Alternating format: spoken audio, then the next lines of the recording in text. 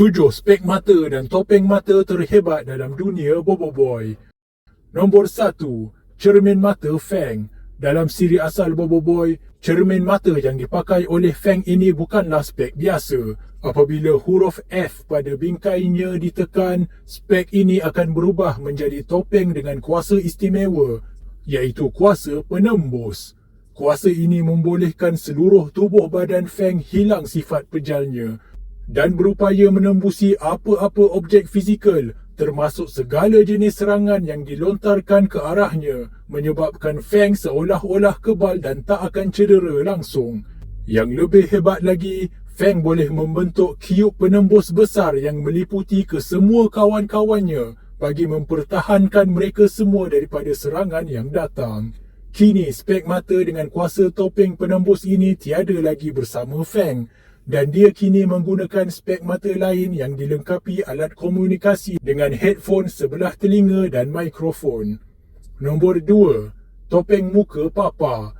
Topeng yang dipakai pada bahagian mata Papa Zola ini telah kita lihat semenjak kemunculan awalnya lagi dalam siri asal Boboiboy dan tidak pernah ditanggal oleh watak tersebut, bahkan seolah-olah dipakai semenjak kecil lagi.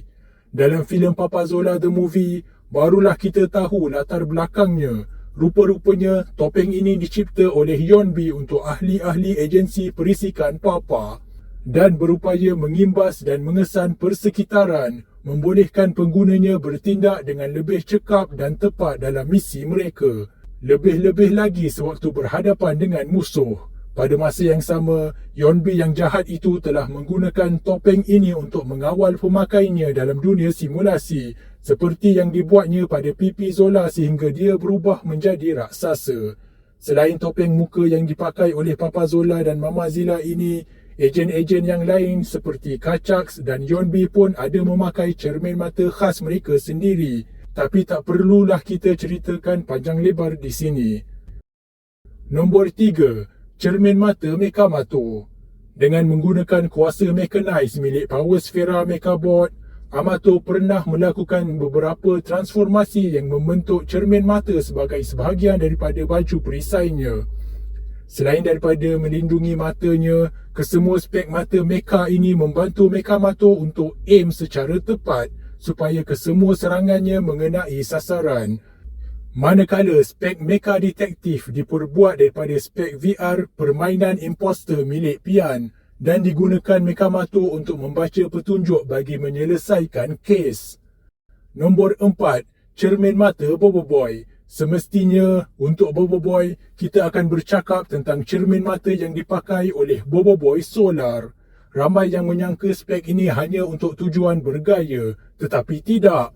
Mata Boboiboy Solar mampu menembak pancaran cahaya yang kuat dan dengan itu, dia memakai cermin mata ini dengan tujuan untuk membiaskan dan memfokuskan pancaran cahaya tersebut ke arah sasarannya. Dalam mod tahap 1 iaitu Boboiboy Cahaya, cermin mata tidak digunakan kerana tembakan optikal matanya tidak begitu besar dan masih boleh dikawal. Dan fashion spek mata Boboiboy Solar ini dibawa sehingga ke peringkat fusion dengan halilintar membentuk Boboiboy Supra. Cuma spek Supra ini berwarna merah dan tidak digunakan dalam serangan. Mungkin sekadar melindungi mata Boboiboy daripada pancaran-pancaran cahaya dan petir yang dibuat oleh dirinya sendiri. Juga mungkin melindungi matanya daripada habuk kerana pergerakannya yang terlalu laju. Nombor 5, topeng mata Ramen Man.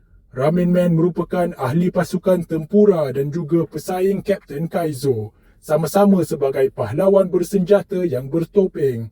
Akan tetapi, Ramen Man hanya memakai topeng separa muka ataupun topeng cermin mata. Kita belum ada maklumat yang cukup tentang Ramen Man, tapi topeng matanya pasti mempunyai kuasa istimewa seperti Kaizo.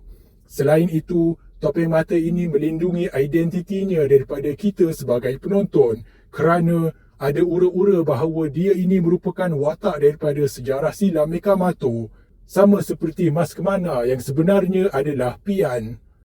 Nombor 6, cermin mata dan topeng mata Adudu. Sewaktu Adudu membentuk pasukan kejahatan Jero-Jero bersama Probe, Mereka memakai sut yang dilengkapi dengan topeng mata, masing-masing berwarna ungu dan kuning.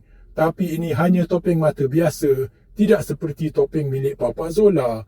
Akan tetapi kalau kita lihat sut baju perisai Adudu dalam Bobo Boy Movie 2, yang itu dilengkapi dengan cermin mata canggih yang mempunyai display pelbagai fungsi. Nombor 7. Peranti Waiko. Gadget digital yang dipakai pada mata ini dipasarkan oleh Yonbi dan diedarkan secara meluas, kononnya sebagai alat VR atau virtual reality yang biasa.